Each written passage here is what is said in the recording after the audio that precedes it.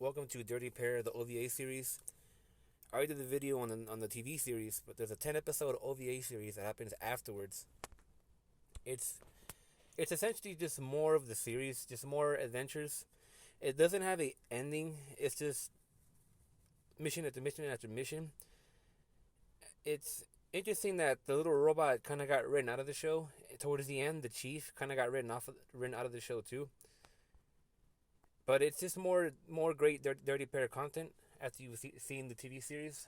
Again, just great humor, really nice visuals in this one. Good intro, good outro, good storytelling. Just the classic Kei and Yuri interactions. Music is better in this one actually. It's better than in the TV series. And there's such antics going on as the first episode is about a prison riot.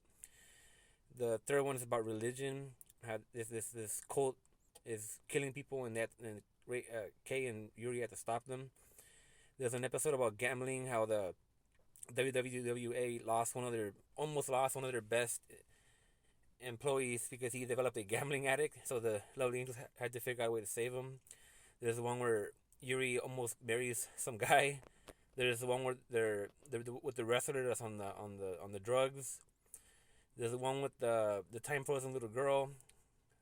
Then the one with the truckers, the guy that's trying to beat the statute of limitations. So those are just some of the missions that they get involved with in the OVA series. The episodes of interest, I would say, are the second episode. In this one, they stop a bad guy who's trying to sneak out with some secret weapon, and it's this Terminator type thing, and it activates because Yuri and Kei crashed the plane that it was on. They didn't know about it, and it runs, and it just runs the whole episode. And Kei and Yuri are trying to catch it because if they take too long, which is about an hour, I think is what the chief tells them, it'll activate its like annihilation mode.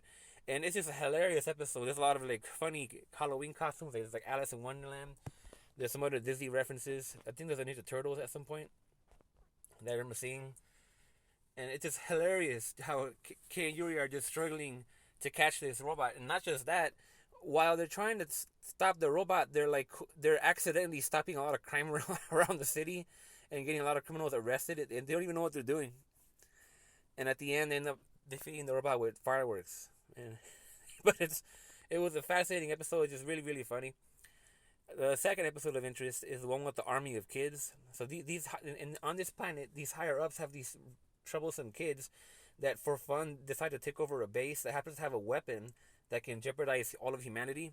And Yuri and Kei are sent in to try to stop them, and they have a hard time doing it, even though they're just little kids. But they end up accidentally activating the weapon. And so the army gets sent in to actually kill these kids. And the kids, they don't know. To them, it's just a game. But then Kei and Yuri eventually manage to make them realize that they're going to die if they don't stop playing this game. It's just hilarious seeing them struggle against these kids. It's another really good, funny episode. And the last one I probably found really interesting was at number 9. This one, they're after this death squad of soldiers that are actually military personnel that were abducted and kidnapped from different planets, and they had this tech installed into their brain that made them killer machines. And the person behind it is Mahoho, I think that was his name, the old pervert in the episode. He is doing this because he's a weapons dealer, and he doesn't want war to end, because if the war ends, who's he gonna deal weapons to? So he started this army of bloody killers to go out and keep the wars and just keep sabotaging and keep the wars continuing, so he can continue to make money from selling arms. So Yuri and Kei end up stopping him. Yuri and Kei end up becoming acquainted with one of the killers, who in the beginning gets shot in the head, which kind of defects his tech, and he kind of goes back to normal slightly. Sometimes he revert back, and Kei and Yuri kind of get attached to him because he had a family.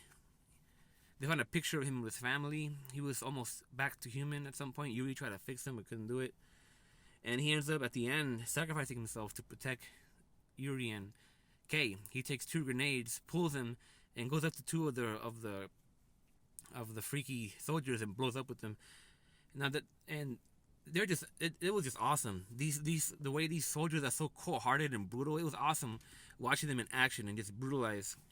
Yes, they're bad guys, but the execution was just very, very fascinating. And I feel like this episode might have had an influence on Jinro, on Oshi, because they're just like the super the police elite of Jinro, to the point where there's a scene in this episode where the death soldiers are strafing past trees and they have that red glow that kind of leaves that trail in the back. It reminds me of one of the best scenes in Jinro, where Jinro is strafing hard and you can see the glowing of his red visors. I wonder if there's any kind of connection there. But at the end, there's no ending to the series. Everything is just mission after mission. So if you're looking for a great epic ending, unfortunately, Dirty Pair does not have that. It just keeps going and going and going. There's no conclusion to the series. There are light novels that come out after this, but so maybe there's an ending there. I haven't read them yet, but still a very, very great OVA series. I really recommend that one. And other than that, I don't really have much more to say about it. Just classic Dirty Pair if you want more after the TV series.